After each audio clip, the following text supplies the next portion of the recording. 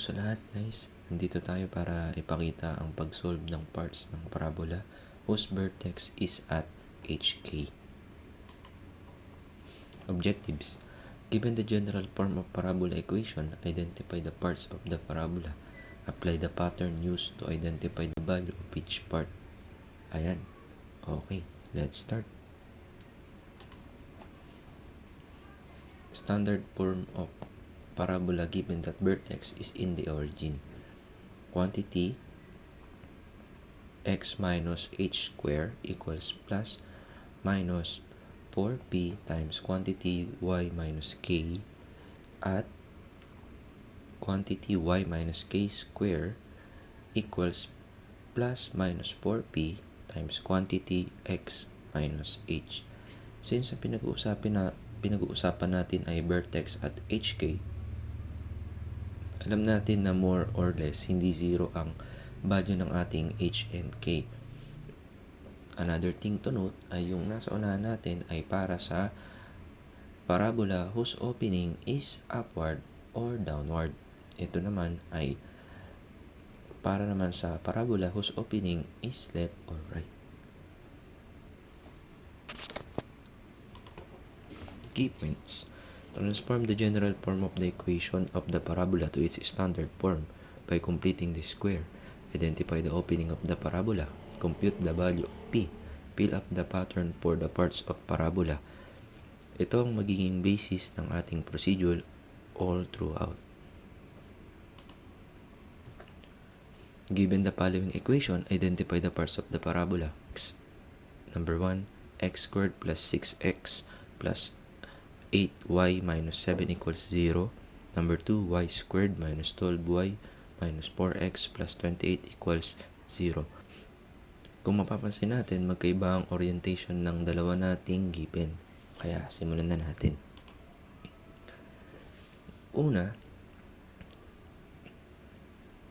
Ang una nating gagawin ay i-transform ito sa standard form, ang ating equation.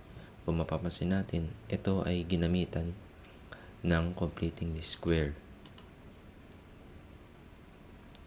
Ngayon naman, ipapakita natin sa Scratch ang naging solution.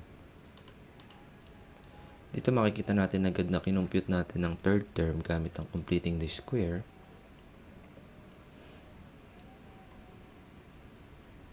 And then, dito nag-combine na tayo ng ating like terms sa side ng equation na to. And then, dito pinactor na natin siya para maging binomial square siya. Dito kung mapapansin natin, kamukha na siya ng standard form.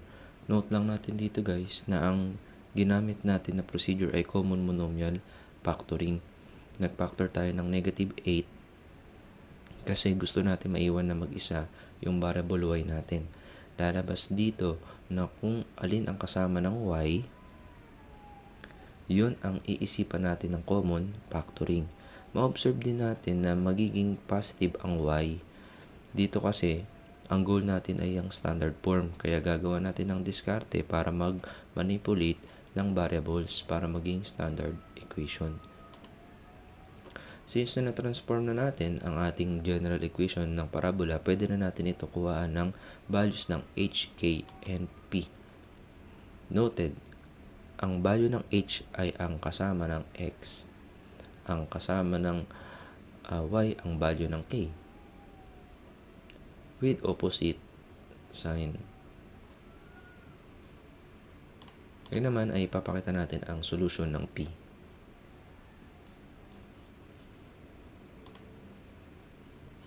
Identify natin ang ating coefficient. And then, gagamitan natin siya ng formula 4p.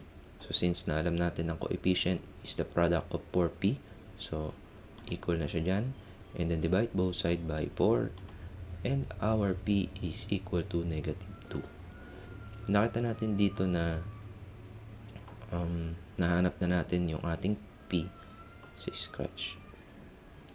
Ngayon naman na may value na tayo ng h, k, and p, maaari na natin gamitin ang pattern na angkop dito. Ito yung pattern natin. para sa vertex. Yung sa vertex, ito yung pattern niya. Substitute lang tayo. And then nakuha na natin yung negative 3, 2 coordinates. And then ito yung pattern ng focus natin, HK plus P. And then, substitute lang din tayo. Pwesto ng H, naging negative 3. K, naging positive 2. Plus P, na negative 2. And then, simplify lang tayo dito. Ito, wala naman siya kasama. Bring down na natin yan. Ito, 2 plus negative 2, 0. At dahil na-identify na natin sila, pwede na natin silang ilista dito sa ating table. Ngayon naman ay gagamitin natin ang pattern para sa endpoints ng latus rectum. Ito yun. So, ito yung ating pattern sa latus rectum. And then, magsasubstitute lang din tayo. H negative 3, P negative 2. Lagay natin yan times negative 2. And then, yung isang coordinate natin ay K, 2 plus P negative 2 rin. And then, we can simplify that further. Makita natin, L sub 1 is 1, 0. So, since na this 1 is 3, so ito magiging 3 plus 4. And negative 3 plus 4 is positive 1. And then, this is 0. Same procedure lang din tayo dito. Dito makita natin negative 3 plus negative 4. Since na 2 times negative 2 is negative 4. So, negative 3 plus negative 4 is negative 7. 2 plus negative 2 is 0 pa din. Ngayon, na-identify na natin ang ating endpoints ng latus rectum. Ang susunod naman na i-identify natin ay ang directrix. So, ito yung pattern ng directrix natin. Y equals K minus P. Substitute lang din tayo. 2. And then negative 2. So, definitely this is y equals 4. So, dito sa ating axis of symmetry naman, so kung ano lang yung h natin, natin. So, ngayon nakompleto na natin yung ating table of values. So, sunod naman natin problem, kung mapapansin natin dito, ang variable y na ang nasa second degree. By observation, alam natin na ito ay opening right or left. Pero bago yun, kailangan muna natin i-convert ang ating general form equation bilang standard form.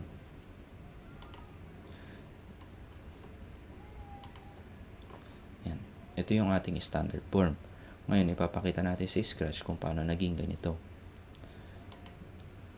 So, ito yung ating general form.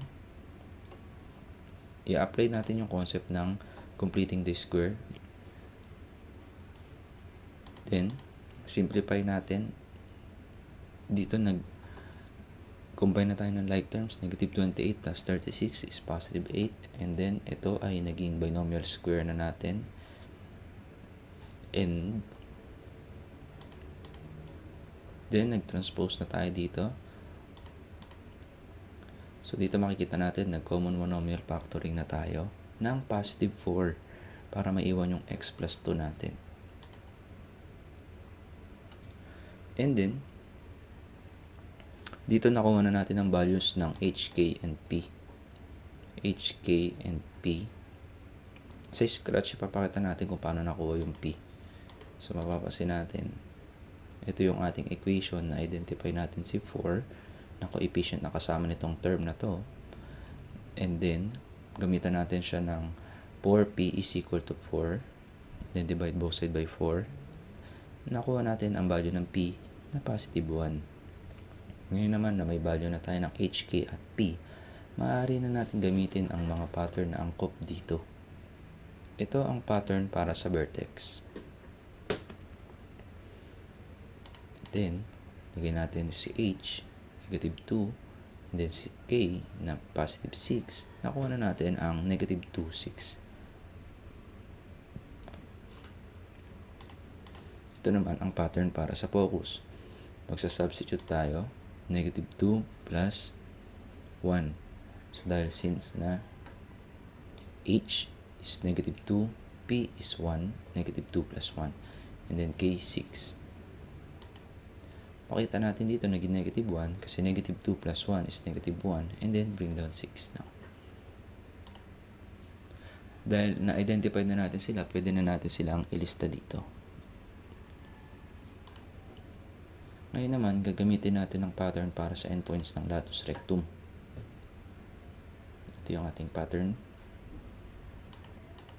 Substitute lang din tayo. H natin is negative 2, P is 1, and then yung 6 natin is K minus 2P. So K natin is 6, and then 2 times P, 1. Simplify natin yan. So magiging negative 2 plus 1, negative 1, and then 6 minus 2 is positive 4. Same procedure lang din tayo dito. And then we have negative 1, 8. Kasi nakita natin negative 2 plus 1 is negative 1. 6 plus 2 times 1 is 8. Ngayon may coordinates na tayo ng latus rectum. Hindi siya mahirap guys. As you can see, it's just a matter of pattern manipulation. Ang susunod naman ay ang pag-identify ng line ng directrix. So x equals h minus p. Substitute natin ang value ng h natin, negative 2, and then substitute natin ang value natin. Substitute natin ang value ng h natin, negative 2 minus p, since p is 1. Lagyan natin yung 1 natin dito. And then yung axis of symmetry natin, makikita rin natin. So we have here, substitute natin ang value ng, so meron tayong, ang susunod naman ay yung pag-identify ng line ng directrix. So dito makita natin x equals negative 2 minus 1. Nakita natin h, nilagay lang natin negative 2.